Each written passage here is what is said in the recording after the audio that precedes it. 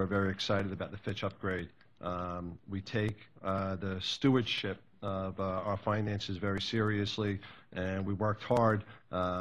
We spent a day in New York City with the rating agencies to educate them about all the things that the board and our management team are doing, and it was really nice to know it didn't fall on deaf ears, and that they listened, they acknowledged, they, after the meeting, certainly sent us significant questions and requests for information after the fact, but we made a compelling case, and they acknowledged it. So we're excited to have that. And as Howard said, it means a lot to us in so many different ways, especially given the debt that we need to manage, as well as some of our other contracts that are pegged to our rating.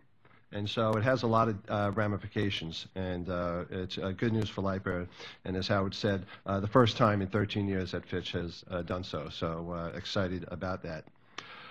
We participated in a couple of post-nor'easter storm events, one held by Senator Kemp Hannon and his colleagues in the state Senate, and went really well. They couldn't have been more complimentary about the way we responded, reacted, and coordinated. We shared with them some of the lessons that we've learned and some of the steps we're already taking to improve our performance for the next storm. But both Senators Marcelino, Senators Fischillo, Hannon, Skelos, they are there sharing their comments and compliments with the way that we performed.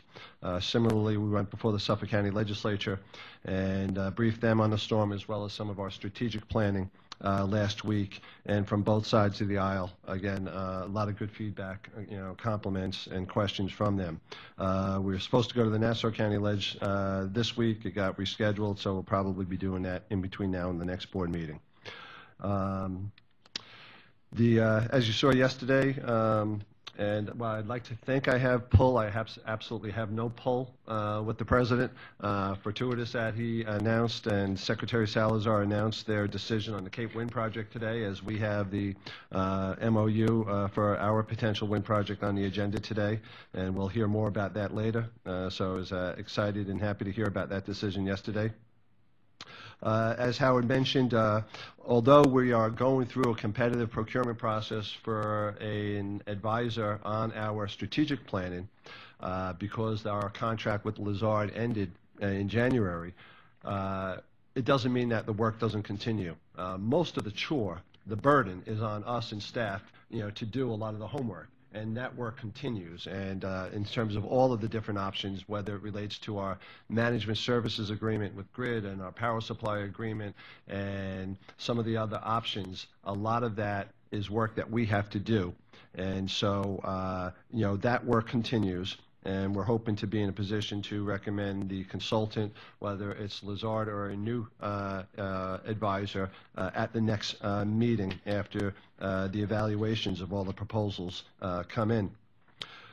Last Friday, we had our annual meeting with the New York State delegation, the senators and the assemblymen. After talking with Senator Dean Skelos, we chose to have that meeting here as opposed to go up to Albany, because when they're in Albany, they have so many different people pulling at them for meetings, and they got committee meetings and the full chamber meetings, and they try to schedule meetings in 15-minute intervals, and we decided that if we had it here, we'd get their attention for a good 90 minutes or so, and it really was good because we had them here for 2 hours, and we were able to walk them through all of the various efficiency programs, our renewable programs, our clean energy programs, our master plan, as well as all of the strategic planning.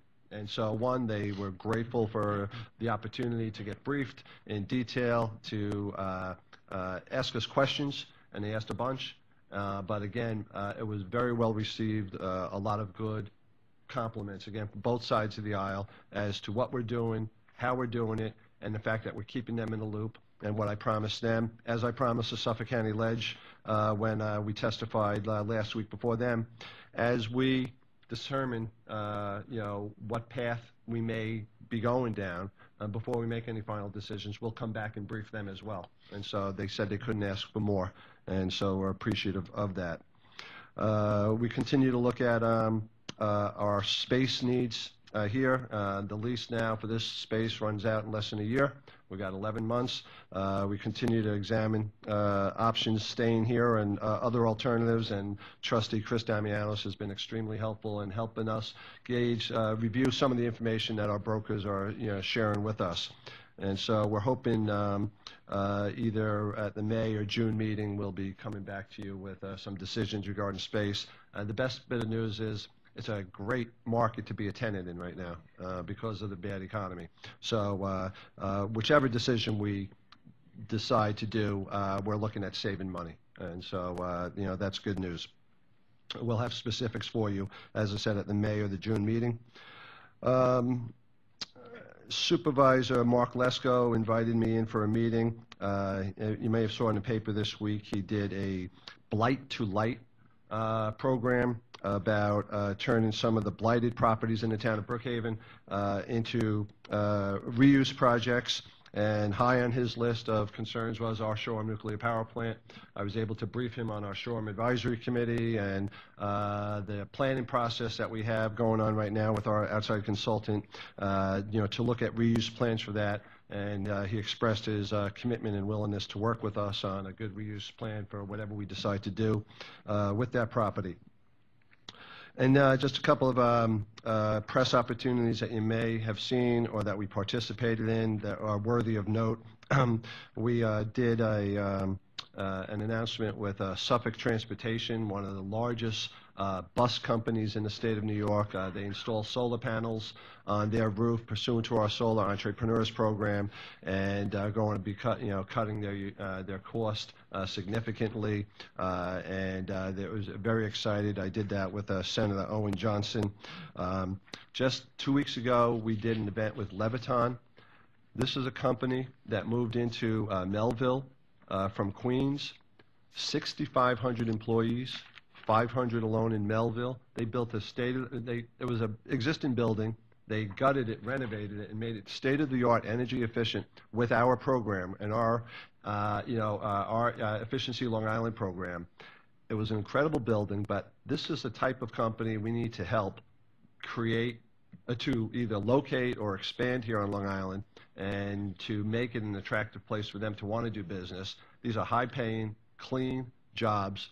And again, significant employer, and they're delighted to be on Long Island. And they said with our efficiency programs and our rates that we work on with the Economic Empire State Development Corporation, they would not have come into Suffolk County. So that was fun to do that event. 2 weeks ago, I was out in Laurel, out in the town of Southold. We cut the ribbon on the largest wind turbine on Long Island to date, on land, a terrestrial project. And again, with our backyard wind initiative, that project wouldn't have happened. And so we had Senators Laval and Assemblyman Alessi and others sharing in the kudos for that project. Again, everyone complimenting LIPA's program, and but for our programs, the project would not have gotten done.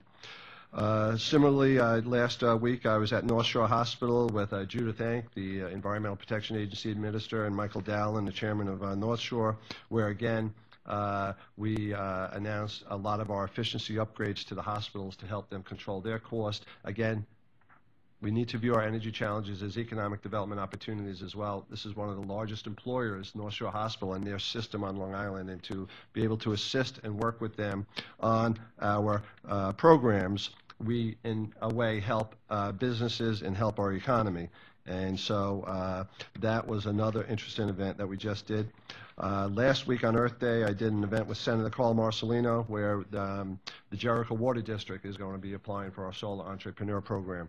So again, a fun project. Again, it helps them control costs, which allows them to reduce their operating costs and pass them along to their customers. So again, public partnerships with our state and local officials, all for the benefit of our Long Island ratepayers, who are also Long Island property taxpayers.